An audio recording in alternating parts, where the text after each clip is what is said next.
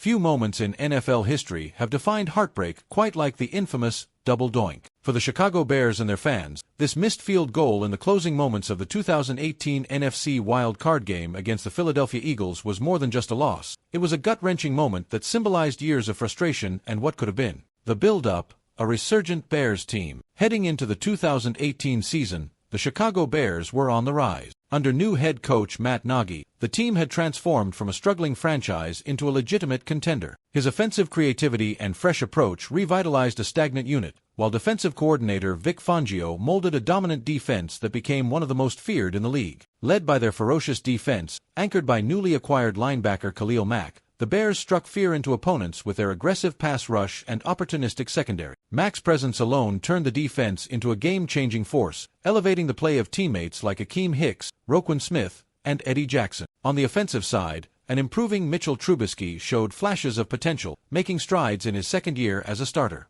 The Bears surrounded him with weapons, including versatile running backs Tarik Cohen and Jordan Howard, as well as playmaking receivers like Allen Robinson and Taylor Gabriel. While Trubisky's consistency remained a question mark, the team relied on a balanced attack and a well-schemed offense to complement their dominant defense. The Bears finished the regular season with a 12-4 record, securing the NFC North title and earning a home playoff game. Their success included key victories over powerhouse teams such as the Los Angeles Rams and Minnesota Vikings, further cementing their status as legitimate contenders. The defense allowed the fewest points in the league, forcing turnovers at a staggering rate, and special teams played a crucial role in securing tight victories. The city of Chicago was buzzing. After years of mediocrity, the Bears were back in the playoffs for the first time since 2010, and fans dared to dream of a deep postseason run. With Soldier Field packed and the energy at an all-time high, their first challenge? A wild card matchup against the defending Super Bowl champion Philadelphia Eagles, a battle that would test whether this resurgent team was truly ready to reclaim its place among the league's elite. The game,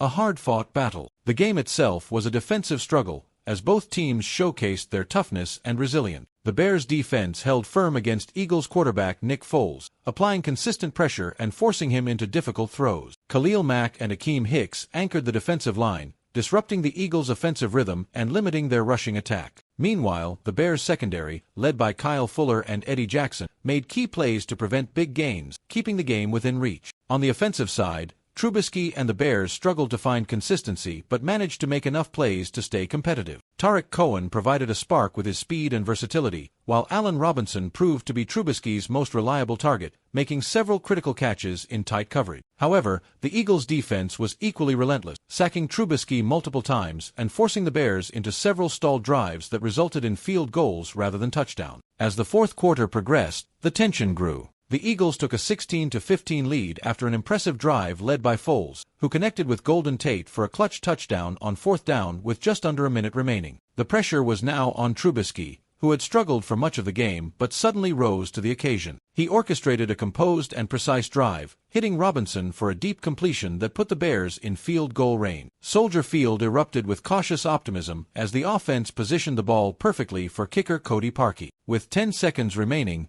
the stage was set. Parkey trotted onto the field for a 43-yard attempt, a kick that would either send the Bears to the next round or mark the end of their season. The crowd fell silent, thousands holding their breath, knowing the weight of this moment in franchise history. The Double Doink, a nightmare unfolds. With 10 seconds remaining, Parkey lined up for what should have been a routine field goal attempt. The ball was snapped, the hold was good, and Parkey struck the ball cleanly, at least at first glance. The stadium held its collective breath as the ball soared through the air, every fan fixated on its trajectory, hoping for a moment of triumph. Then came the doink. The football clanged off the left upright with a loud, unmistakable sound that echoed through Soldier Field. A collective gasp rippled through the stands as time seemed to slow down. But the nightmare wasn't over. Instead of bouncing through or harmlessly away, the ball ricocheted downward and hit the crossbar, a second doink, before falling back into the field of play. The ball landed just short of the goal line, an agonizing visual that sealed the Bears' fate. No good.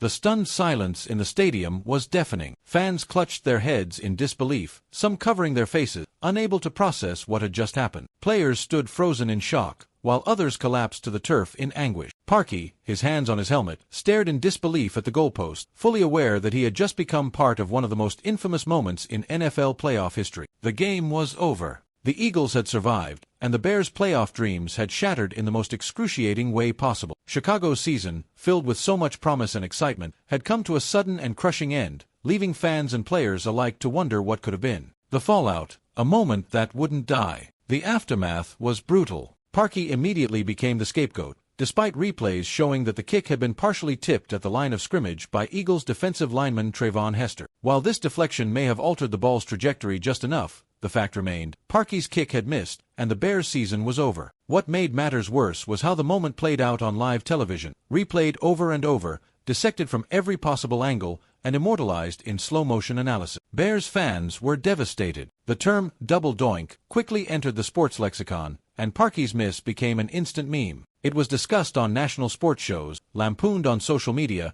and even referenced outside the football world. The kicker was relentlessly criticized, with fans and media questioning his reliability after a season in which he had already hit the uprights multiple times. His infamous struggles with accuracy had already made him a talking point among Bears faithful, but this moment cemented his place in Chicago sports infamy. The fallout was so intense that Parkey appeared on national television shortly after the miss, giving an emotional interview about the moment, but rather than gaining sympathy, many fans felt even more frustrated that he seemingly sought personal redemption while the team still reeled from the loss. The Bears eventually released Parkey in the offseason, bringing in a new kicker in an attempt to move past the painful moment. However, the shadow of the double doink continued to loom over the franchise in the years that followed, as the team struggled to find consistency at the kicker position. The miss became a cautionary tale for future Bears kickers, a painful memory for fans, and a reminder of how fragile playoff success can be in the NFL. Legacy of the double doink. The double doink became more than just a missed kick. It became a defining moment in Bears history. It highlighted the cruel nature of the NFL, where a season's worth of hard work can come down to a single play. For fans, it was a reminder of past heartbreaks, adding another painful chapter to Chicago's storied football history. While the Bears have since tried to move on, the memory of that fateful night lingers. Every time the Bears are in a close game, every time a kicker lines up for a pressure-filled kick, the ghosts of the double doink resurface. Some moments in sports fade with time. Others, like the double doink, become immortalized. For the Chicago Bears and their fans, it remains a haunting reminder of what could have been.